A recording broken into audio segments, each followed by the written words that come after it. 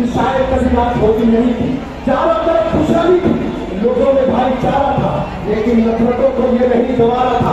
इसलिए नफरतों की एक साजिश रची गई, होने लगी लाशों की बारी, उजलता रहा कौन सा मुस्तकबिल, और मौत घर घर में जाकर राजी, मौत घर घर में जाकर राजी, चारों तरफ को अंधेरा, सोचा बचेंगे तो कल फिर देखेंगे सवेरा। और मेरे भाई मरने वाला देशभक्त कहलाया और मारने वाला देशभक्त कहलाया। और माँ अपने बच्चों को छुपाने लगी है और नहीं के किससे सुनाने लगी है।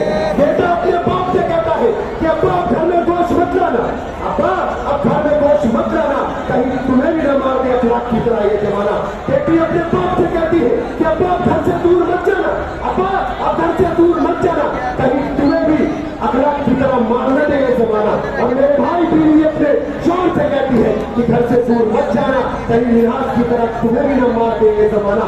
और बहन अपने भाई से कहती है कि भाई देखो ना, अब तो डर लगता है, फसाद के नाम पर जालिमों की निगाहें हम पर टिकी है, अगर अब फसाद हुआ तो लूट लूट कर नोचे जाए हर नए जमाना। तो मेरे भाई दिल तो करता है कि अब्दुल खान को मारने वालों को बताओ, दिल तो करता है अखलाक को मारने वालों को बताओ, दिल तो करता है निराश को मारने वालों को बताओ, दिल तो करता है कि नजीब को गायब करने वालों को बताओ, दिल तो करता है मेरी माँ बहनों के साथ घुसने वालों को बताओ कि सुनो सुनो तुम्हारे पापों को सारे बाजार तोड़ जाऊंगा, मिस्र इब्राहिम जुल्मत की बुतों को तोड़ जाऊंगा। और लश्कर लश्कर लश्कर करेगी मेरी तलेरी की तस्वीरें, मैं मर के भी अपने जिले की तरफ छोड़ जाऊंगा, मैं मर के भी अपने जिले की तरफ छोड़ जाऊंगा। मेरे भाई सोचिए, मुल्क के हालात आपके सामने हैं। आज दो शख्स चुनाव में आपके बीच में, एक तरफ अब्दुल साले है, एक तरफ इम्तियाज जलील है। ये एक सिक्के के दो पहलू है मेरे भाई। एक कहेगा कि मुसलमानों को रोकना है तो मुझे जिताओ, इम्तियाज जलील साहब कहेंगे अगर अब्दुल साले को रोकना है तो मुझे जिताओ। ये इलेक्शन मेरे भाई ऐसा बना के दिखाओ, ना हिंदू का हो ना मुसलमान का हो, ये इलेक्शन भाईचारे का बनाओ कि औरंगाबाद में बताओ कि पंजाब में चाहे वो हिंदू हो, चाहे वो मुसलमान हो, चाहे वो दलित हो, पिछड़ा हो, आदिवासी हो, तमाम लोगों के लिए काम करने वाला लीडर चुनो मेरे भाई। ये लोग सिर्फ इतिहास के नाम पर हिंदू और मुसलमान के नाम पर वोट नहीं लेते।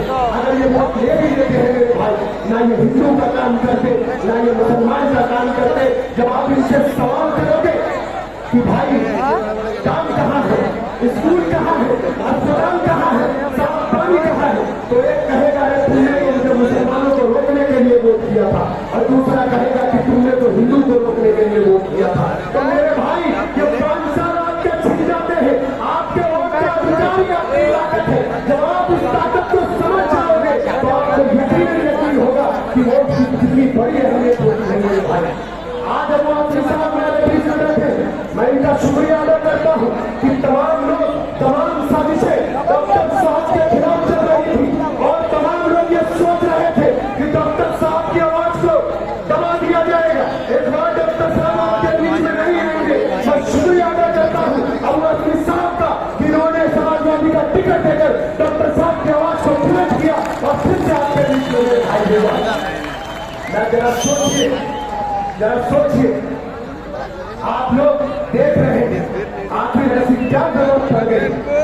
एक तरफ तो असद साहब कहते थे कि सुनो मुसलमानों, पहला इलेक्शन मेरे चेहरे पर जीत कर आते, दूसरा इलेक्शन भी मेरे चेहरे पर जीत जाना, लेकिन तीसरे इलेक्शन में काम के नाम पर वोट मांगना। तो असद साहब से सवाल करिए, साहब जो आप इनके लिए गली गली फिर कर वोट मांग रहे हो, आप ये क्यों नहीं कहते कि इम्तियाज जलील ने ये काम किया, इम्तियाज जलील ने वो काम किया, इम्तियाज जलील ने ये बनाया, इम्तियाज जलील ने वो बनाया। आपके पास कोई जवाब नहीं है, सिर्फ आप इम्तियाज जलील के खिलाफ को बचाने के लिए आप मुसलमानों के मुस्तकबिल के साथ खिलवाड़ कर रहे हैं। आज मैं यहाँ पर हूँ मेरे भाई, मैं उनकी मुखालफत नहीं कर रहा, मैं कैसे शख्स की मुखालफत कर रहा हूँ जिस चेहरे पर फरेब और मक्कारी जो खुद को औरंगाबाद का शाहरुख खान कहता है। अरे मेरे भाई, मेरी माँ बहनें सुन रही है, हम लोग उस लीडर को मानने वाले हैं। ये चंद वोटों से मुंतखब बनकर ये हुक्मरान हमारे वोटों से मुंतखब होकर अवाम में जाते हैं,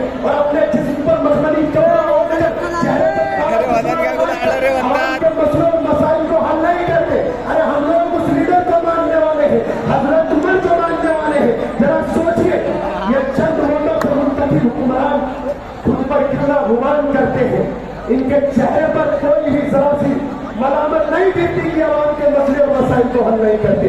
वो 23 मुरब्बा मील का मालिक, आधी दुनिया का बादशाह, हुक्मरान उसे कहा करते थे, लीडरशिप वो हुआ करती थी, उनके पास भी दौलत आता था मेरे भाई, लेकिन इस दौलत को आवाम ने फाड़ देते थे। वो कोई मखमली कपड़ा चेहरे पर काला चश्मा लगाकर नहीं घूमते थे, वो अपने जिस्म पर बेबंद लगे हुए लिबास को पहनकर मस्जिद नबी की चटाई पर बैठकर उनके मसले और मसाइल को हल करा करते थे। और आज के चंद वोटों से मुंतखब हुक्मरान खुद को बादशाह बन बैठे हैं, खुद को सोचते हैं कि हमारी ही सबसे बड़ी ताकत है। और मैं तो कहता हूँ मेरे भाई, मैं तो कहता हूँ डॉक्टर साहब को कि अगर मैं आपके लिए आया हूँ तो आप में कुछ तो बात है, इसलिए मैं आपके साथ हूँ। मैं जानता हूँ कि आपको कौम मिलत का जज्बात है, इसलिए मैं आपके साथ हूँ। मैं जानता हूँ 10 साल की सियासत पर कुर्सी पर बैठ कर जिसने बदले में कौम के हालात वो आप पर नहीं उठाता है, देने के लिए उसको जवाब मैं आपके साथ हूँ। और मैं तो कहता हूँ कि जिसने स्कूल का एक मंजिल तो न बनाया लेकिन अपने आशियाने को महल बना डाला और बच्चे ढूंढते रहे स्कूल का दरवाजा और उसने अपने बच्चे को लंदन पढ़ा डाला। मैं जानता हूँ कि आपको इस बात का भी एहसास और बदल जाने ऐसे निजाम को बच्चा अमीर का भी पड़े, बच्चा गरीब का भी पड़े, लाओ ऐसा निजाम। मैं कहता हूँ मैं क्या ये पूरी औरंगाबाद की आवाम आपके साथ है। क्या मेरे भाई हाथ खड़े करके बताओ क्या मैं गलत कह रहा हूँ?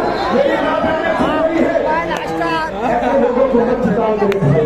देखिए एक इंसान अल्लाह ने सब कुछ दिया है, अल्लाह ने फिक्र की है, सोच दिया है, ये भी चाहते तो आप लोगों के बीच में ऐसे नहीं होते। ये जानते इनके अंदर कोई दिखावा नहीं है। कई बार मैं कहता हूँ डॉक्टर साहब थोड़ा पर्सनैलिटी को बढ़ाओ, थोड़े अच्छे। तो डॉक्टर साहब कहते हैं नहीं, मैं जैसा अल्लाह ने बनाया मैं वैसा ही सही हूँ। मेरे को सिंपल कपड़े सिंपल चप्पल ही अच्छी लगती है। बस मैं कोशिश करता हूँ कि अल्लाह मुझे आवाज में भेज दे ताकि मैं मजलूम मुसलमानों की आवाज नहीं सकूं।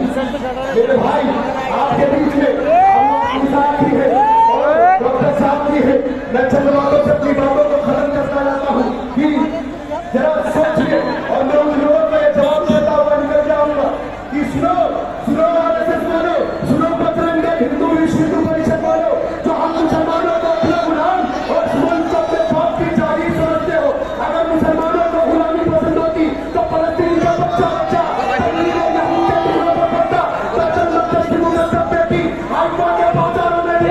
लेकिन नहीं, फलस्तीन का बच्चा बेटी इस्राइल उनको खड़े होकर ये नारा लगाते हैं, हक हमारा आजादी, हम लेके आएंगे आजादी। तू कैसे न देगा आजादी, तेरा बाप भी देगा आजादी।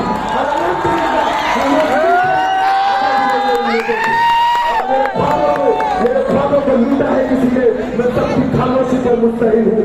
मेरे लहजे में सच का बात पर है, मैं अपनी कौम की जिंदा नस्ल हूँ। बापू हमारा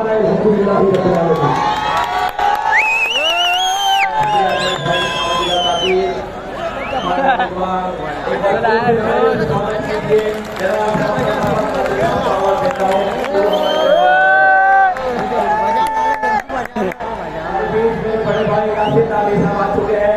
एक बार जोरदार रूप से तालियों का स्वागत कीजिए।